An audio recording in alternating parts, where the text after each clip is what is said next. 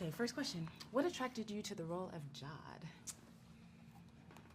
Big question, really.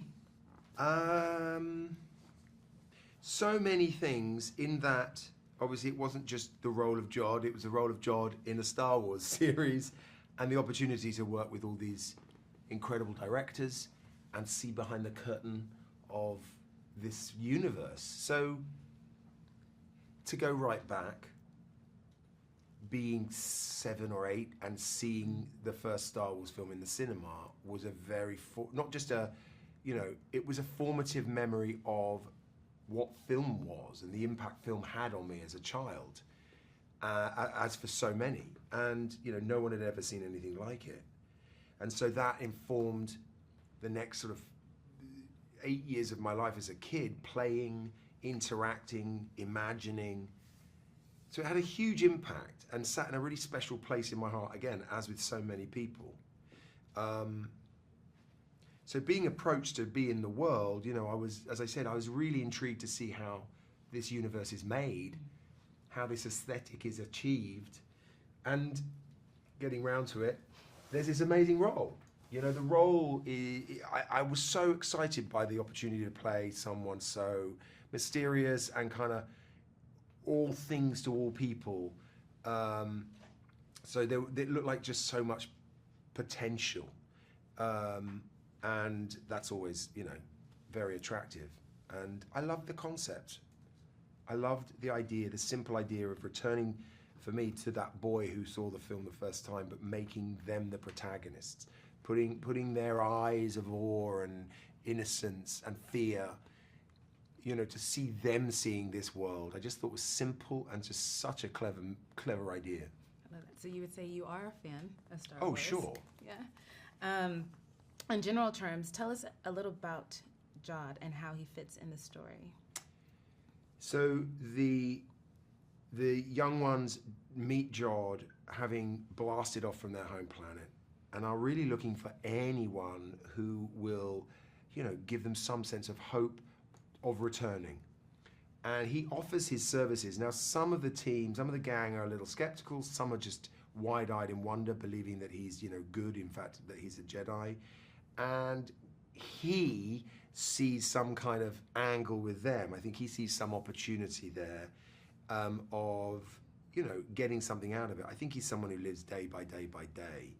And slowly you realize he actually is on the run from certain people and maybe owes things to other people. And that's not to say he's bad, but he's complicated.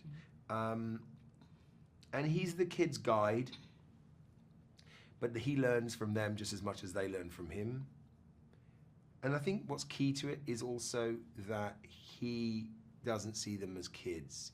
I don't think he doesn't really understand what kids are. He doesn't understand innocence because I don't know that he had it in his own life. So to him, they're small adults, and it makes the relationship both sort of honest and also I can't keep coming back to the word complicated, but you know, honest but also tough.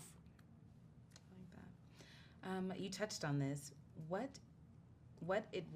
Tell us what it was like to work with the different episode directors, John Watts, David Lowery, the Daniels, Jake, Bryce, and Lee Isaac Chung. What made it a unique experience for you? Unique, of course, because, well, I'd never worked with a group of directors over a period of time like that, so in such quick succession. I'd never had that experience. Unique because, I mean, all of them incredibly talented and clear and experienced, and yet all coming into this world, bringing their own, tonally their own like detail and perspective. And directors bring different energies to a set, like they run them in different ways. And their personality and their energy sort of affects the mood of the set. So it's always interesting, you know, having a new energy and a new leader, really, affecting the set in that way. And Meg, can I just say with that question, I mean, what a group of directors. I mean, it wasn't also a case of, okay, I get to work with a series over in quick succession on a Star Wars show. It was also each of these directors brought something so extraordinary, and they're so talented that it was also a lesson every time. Like, okay, oh, this is how they do it. This is how she does it. This is how he does it. You know, just intriguing. Skeleton Crew has been called a universal adventure. How would you describe the tone of the story? Did any of the theme resonate with you as you were making the episodes? A universal adventure is right. How would I describe the tone? Did you say the tone? The tone. Yeah. Yes, the tone of the story and the theme resonate with you as you were making. I think the tone is captured when you think of this idea of a child, an innocent child, looking at this universe that the fans know so much about. It's exciting, it's thrilling. You know, it has a sense of awe and wonderment, but it's also got jeopardy and risk, and the risk is real. You know, and so all of that comes to play. And then because it's through the eyes of children, it's also got a sense of playfulness and joy, which I think is really refreshing. Quite honestly, the theme that I've just described, like I said, I was so moved by this concept. I thought it was such a simple, strong concept. And it was something that drew me to the cinema as a kid, and something I still feel as an adult, really, when I go to the movies. You see something good in the movies, it can move you. And at times take you back to the child inside you, and so I think seeing that in the crew and the cast really affected me. And then my last question: what do you hope viewers experience when they watch Skeleton Crew?